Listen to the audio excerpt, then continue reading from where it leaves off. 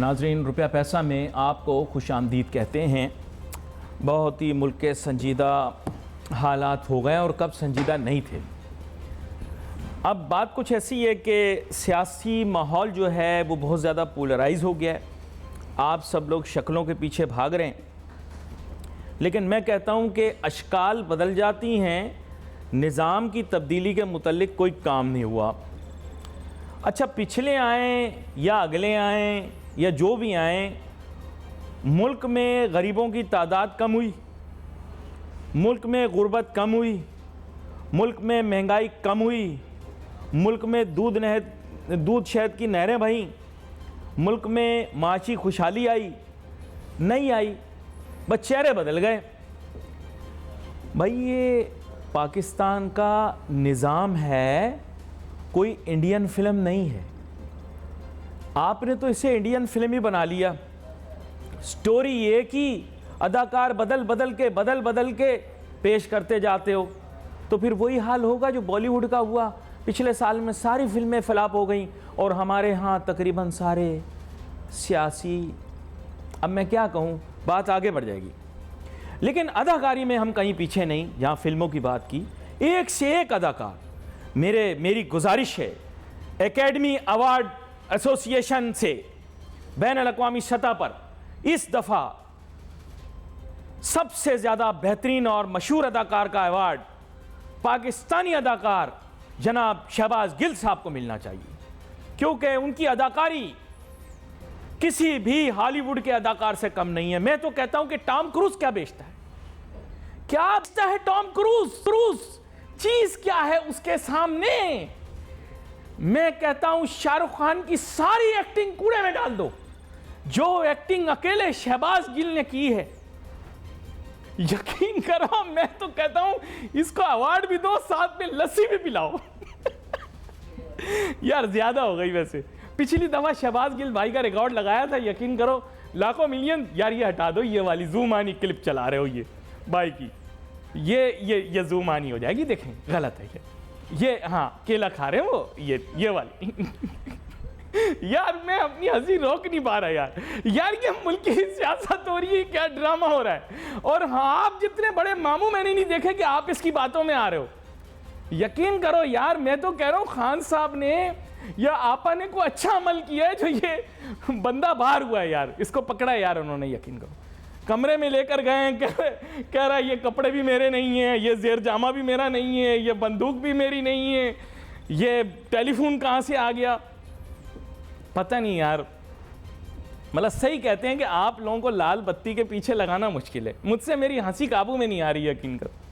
चलो खैर, एनीवे आज तो ये क्लिप होगी मशहूर, मैं क्या कर सकता हूँ। लेकिन शोहरत के बाद भाई मुझे बुरा भला ना कहना, मैं खान साहब को कभी कुछ नहीं कहते। इर्द गिर्द जो लोग हैं उनसे थोड़ा सा हट के बच के। खैर यहाँ पर मेरे साथ बहुत ही अहम मेहमान शामिल गुफ्तगू हैं। मैंने थोड़ा सा माहौल मिजाहिया कर दिया, लेकिन यकीन करें मौजू संजीदा है। शारिक साबिक सदर KCCI, हर दिल अजीज़ शख्सियत, सबके साथ अच्छा रवैया रखने वाले, और इनसे मैं यही जानना चाहूँगा कि सर देखें मुल्क की सूरत हाल जो है वो तब्दील हो गई है, और इस पोलराइजेशन के दौर में सनतकार और ताजिर इनका क्या किरदार है। आप लोग किस तरह से इन पॉलिटिकल प्लेयर्स को एडवाइस देंगे कि भाई मुल्क की मईशत को बचाओ, मुल्क के हालात को बचाओ, रियल इश्यूज़ को हाईलाइट करो। जी खैर साहब। अस्सलाम वालेकुम अली नाज़िर, सबसे पहले तो मैंने आपकी जो ये इंट्रो था उसको आज बहुत एंजॉय किया, और जिस तरह से आपने उसको पेश किया मैं समझता हूँ कि वो हकीकत से कोई बहुत दूर नहीं है। और यही मोर और लेस हमारे बाकी जो पॉलिटिकल लीडर्स हैं उनका भी अंदाज़ यही है कि वो एक्टिंग ज़्यादा करते हैं और काम कम करते हैं। वो यही समझते हैं कि हमको इलेक्शन जीतना है, हमको वजारत लेनी है, हमको प्राइम मिनिस्टर बनना है, एंड दैट्स ऑल। और यही हाल हमारे पिछले प्राइम मिनिस्टर साहब इमरान खान साहब का था कि उनका एक तो चूँकि बिलीव ही नहीं है पार्लियामेंट्री डेमोक्रेसी पे, एक ऐसे मुल्क में जहाँ पर 40 से ज़्यादा मज़ाहिब हैं, 60 से ज़्यादा ज़बानें हैं, हर 100 किलोमीटर पर एक नया कल्चर है, उस मुल्क में प्रेसिडेंशियल फॉर्म ऑफ सिस्टम की वो बात करते हैं, और तवक्का ये करते हैं कि सिर्फ बातें करके शायद पाकिस्तान के माशी हालात चेंज हो जाएंगे। तो जो इंडस्ट्रियलिस्ट है और जो बिजनेसमैन है उसका पॉइंट ऑफ व्यू ये है कि नहीं, ठीक है, हम तो ये कहते हैं कि एक पॉपुलर लीडर जो है वो डेफिनेटली एक एसेट होता है, इसलिए कि लोगों का उसके ऊपर एक एतमाद होता है। लेकिन अगर पॉपुलर लीडर के पास कोई इकोनॉमिक प्लान नहीं है, उसके पास ये उसको पता नहीं है कि इस सिचुएशन में जहाँ 60% से ज़्यादा इस वक्त मुल्क जो है वो सैलाब में बह गया है ये और हम जो है वो कभी बनी गाला में जलसा कर रहे हैं और कभी हम शहबाज गिल के घर में जलसा कर रहे हैं। और आज मंतक की गुफ्तगू करनी, मैं निज़ाम की बात कर रहा था, अशकाल की बात नहीं कर रहा था। और मैं कोशिश करता हूँ पहले माशी मौजू से शुरू करते हैं, फिर माशरती या सियासी मौजू पर ले जाएंगे अगर वक्त बचा तो। अब बात यह कि एक इशू है जो काफ़ी अरसे से अटका हुआ है, वो ये है कि पाकिस्तान की माशी पॉलिसियाँ IMF बनाता है। लेकिन आपको पता होगा कि IMF का शदीद दबाव था शारिक वोरा साहब कि इंटरेस्ट रेट्स को बढ़ाया जाए, लेकिन पाकिस्तान में IMF की नहीं चली। नाजरीन, मैं आपको साबित आज इस प्रोग्राम में मुख्तसरन ये करना चाहूँगा कि पाकिस्तान में माफियाज IMF से कहीं ज़्यादा मजबूत है। माफियाज ने जितना हुकूमत पे दबाव डाला कि इंटरेस्ट रेट ना बढ़ें, तो मॉनेटरी पॉलिसी इस वक्त पाकिस्तान के माफियाज के हक में और उनके हिसाब से आई है। क्यों? क्योंकि IMF की डिमांड ये थी कि आप बैनुल अक़वामी माशी उसूलों के हिसाब से चलो, जिसे वो लोग कहते हैं फ्री मार्केट प्रिंसिपल्स, जिसके वो एडहेरेंट हैं। आपने वो वायलेट किया। अभी IMF तो खैर जो आपके साथ करेगा आप देखेंगे, लेकिन क्या परवाह, वो अम्मी से जब मार पड़ रही होती है ना, तो फिर बंदा कहते हैं एक आध और भी पड़ जाए तो कोई बात नहीं। इसी तरह IMF भी आपको कूटेगा, मारेगा, क्योंकि आपने बात नहीं मानी। लेकिन माफियाज पाकिस्तान में जीत गए। शारिक वोरा साहब, आप क्या बुरा कहते हैं IMF को? IMF क्या चीज़ है कि माफियाज प्रिवेल करते हैं? आप लोग शोर मचा लेते हैं इंटरेस्ट रेट के लिए, लेकिन आपकी शायद, क्योंकि आप ताजिर सनतकारों की आवाज़ भी रहें, आप लोगों की शायद बात में इतनी आवाज़ ना होती। माफियाज की बात में ज़्यादा वजन है, उनकी सुनी जाती है। सर, IMF क्या चीज़ है उनके आगे? जी शारिक वोरा साहब। बिल्कुल सही आपने निशानदेही की कि पाकिस्तान की जो भी इकोनॉमिक डिसीशंस होते हैं, पॉलिसीज़ तो आज तक बनी नहीं अनफॉर्चुनेटली जी। तो ये जो डे टू डे डिसीशंस होते हैं कि अब आप इस चीज़ की इंपोर्ट को कम कर दें, इसको ज़्यादा कर दें, तो डेफिनेटली वो माफिया होता है। हम उसको अपनी आम ज़बान में इन लाइटर टोन हम उसको कहते हैं ब्रीफ केस माफिया। तो वो डेफिनेटली बहुत स्ट्रांग होता है। और इंटरेस्ट रेट का जो कम मेंटेन किया, क्यों किया?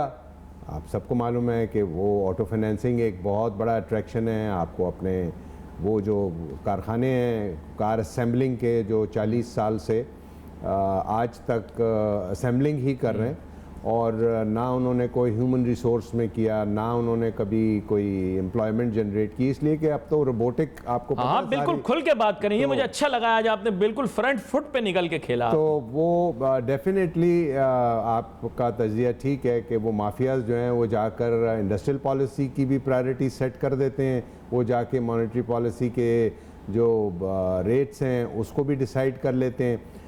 अच्छा, पाकिस्तान में माफियाज वेल डाइवर्सिफाइड है हर सेक्टर में। अब मैं नाम नहीं लेता, किसी का भी नाम लिए बगैर आप एक किसी को छुएं, वो टेक्सटाइल में भी होगा, ऑटोमोबाइल में भी होगा, स्टील में भी होगा। मैं ये नहीं कह रहा कि ये सब माफियाज हैं, लेकिन मैं कह रहा हूँ कि आप हाथ लगाएं तो वो आदमी बड़ा वेल डाइवर्सिफाइड होगा। शारिक साहब, आप छोटे ताजरों की, दरमियाने दर्जे की ताजरों की आवाज़, आप लोग इतने अरसे से शोर मचाते रहे, इंटरेस्ट रेट नहीं बढ़ाना, नहीं सुनी आपकी। इनकी सुन ली, IMF की नहीं सुनी। क्या बात है ये? आप लोग तो समझाते रहे, प्यार से बताते रहे, भाई हम टैक्स पेयर भी हैं, हम इतनी कंट्रीब्यूशन करते हैं। आप लोगों की नहीं सुनी जाती। ये लोग व्हाट्सएप पे भी अपना काम करवा रहे हैं।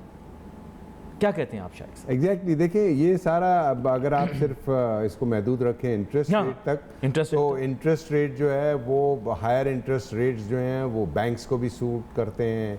वो ऐसे बहुत सारे बड़े जो प्लेयर्स हैं, कुछ को करते हैं, कुछ को डेफिनेटली नहीं भी करते, कुछ को हर्ट भी करता है, कुछ को हर्ट भी करते हैं। इंडस्ट्री को overall higher interest rate, Ali Nasir, जो है ना, इज नॉट गुड। नहीं, वो तो मैं एक्सेप्ट करता हूं, लेकिन सर क्या वजह है कि आप लोगों ने कहा कि साहब टैक्स में आसानी करो, रियायत करो, निज़ाम को ठीक करो। काफ़ी अरसे से आप कराची चैम्बर के सदर भी रहे, काफ़ी मुश्किल वक्त में रहे, कोरोना के दौर में रहे, और आपने बहुत सारी चीज़ें अचीव भी की हैं, इसमें कोई शक नहीं है। गवर्नमेंट ने आपकी सुनी भी, लेकिन बहुत सारे मैक्रो इश्यूज़ के अंदर आप लोगों की बात नहीं सुनी जाती। ऐसा क्या माजरा है कि इस वक्त IMF की वजह से ट्रमेंडस प्रेशर था कि adhere to international free market principles, और कल सारे इंटरनेशनल जरीदे रिसाले ये कह चुके थे इंटरेस्ट रेट बढ़ेगा, लेकिन नहीं बढ़ा। तो सवाल ये पैदा होता है ना सर कि ये कैसे इन्फ्लुएंस कर लेते हैं ये लोग, अपनी बात मनवा लेते हैं।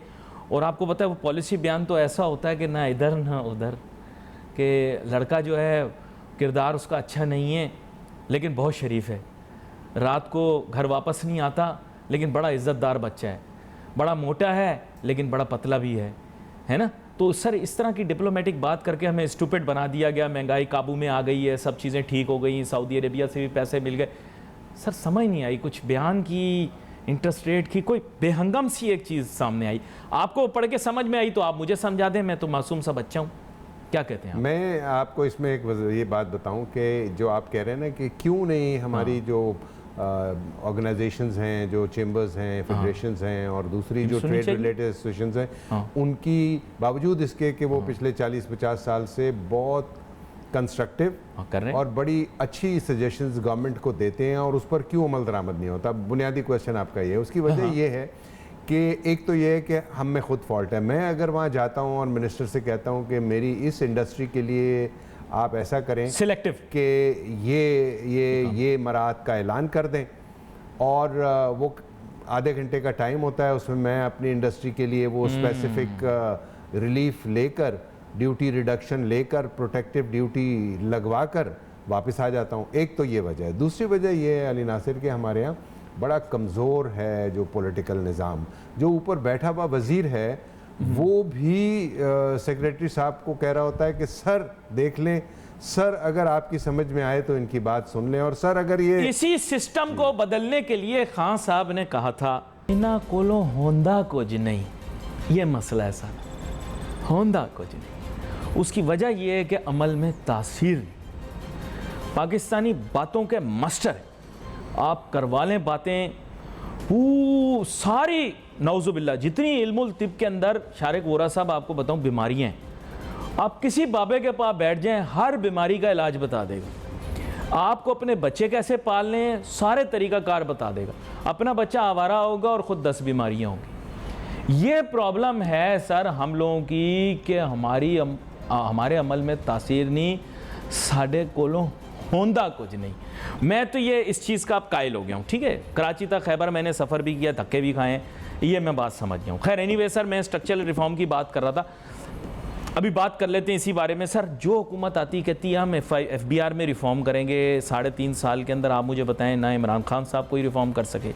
इनको तो खैर टाइम भी कम मिला है, इनको तो रिफॉर्म के लिए अभी मौका ही नहीं मिल रहा, पैर ही नहीं जम रहे। जब पैर जम रहे हैं नीचे से कोई कालीन खींच रहा है। तो मैं आपसे पूछना चाह रहा हूँ शारिक वोरा साहब, ये जिस चीज़ के बारे में आगाज़ में बात कर रहे थे, without reform how can this country prosper?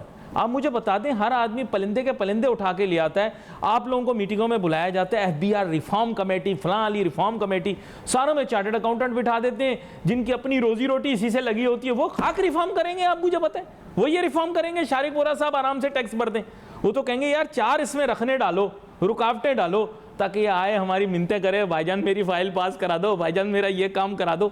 आप मुझे बताएं रिफॉर्म कमेटियाँ इस तरह से बनती हैं? मुझे थोड़ा सा समझा दे सर, मासूम सा बच्चा हूँ जी।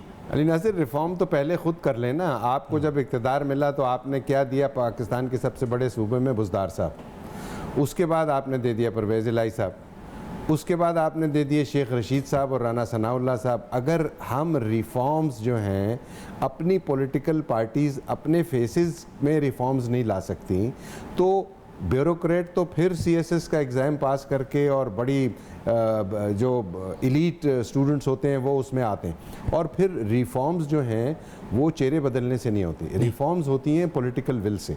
आप एक टैक्स लगाते हैं और दूसरे दिन प्राइम मिनिस्टर कहता है कि मुझे बहुत गुस्सा आ गया, इस टैक्स को आप निकाल दें, इसलिए कि छोटे ताजिर नाराज़ हो जाएंगे या बड़ा ताजिर नाराज़ हो जाएगा।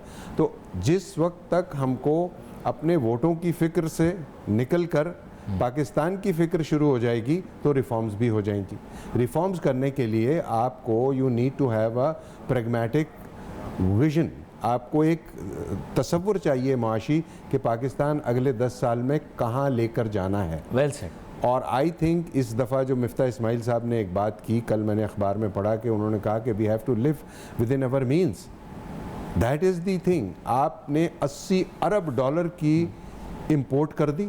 बंदा सही है, वक्त बुरा चल रहा है उसका। मैं आपको सही बता रहा हूँ मिफ्ता इस्माइल, बंदा ठीक है, वक्त बुरा चल रहा है उसका। तो आप ऐसे भी होता है ना सर दुनिया में। होता है। देखिए 80 बिलियन डॉलर की आपने एक्सपोर्ट बढ़ा दी, 500 बिलियन का टर्फ आपने दे दिया किन लोगों को? ऑटोमोबाइल सेक्टर को, और उन सेक्टर को जिन्होंने आप भी रख के आए, सारे राज की बातें आज ही खोल देंगे। देखें ये सबको पता है, इसमें कोई राज नहीं है। स्टेट बैंक की वेबसाइट बताती है कि वो 500 बिलियन रुपए आपने किस तरह इस मुल्क का कीमती सरमाया, जो कि आप नई इंडस्ट्री को, एक्सपोर्ट ओरिएंटेड तो इंडस्ट्री आपने को, ब्राउन ग्रीन पॉलिसी बनाई थी ना, आप उसमें वो कोई फ़ायदा हुआ है पाकिस्तान को? मैं आपसे जानना चाह रहा हूँ कि ये जो चाइना की गाड़ियाँ मंगवाई हैं, तो इससे पाकिस्तान की मीशत को कितना फ़ायदा हुआ? What is the quantum of the benefit that you have gained? मैं जानना चाहता हूँ। जीरो। आप मुझे बताएं पिछले 3 साल में 5 साल में 5 प्लांट्स लगे गाड़ियों के, और उनका काम क्या है कि पहली 500 गाड़ियां बगैर ड्यूटी, बगैर उसके या कम ड्यूटी पर आप पूरी बिल्टअप यूनिट मंगा लेंगे और अरबों रुपए पहले उसमें कमा लेंगे।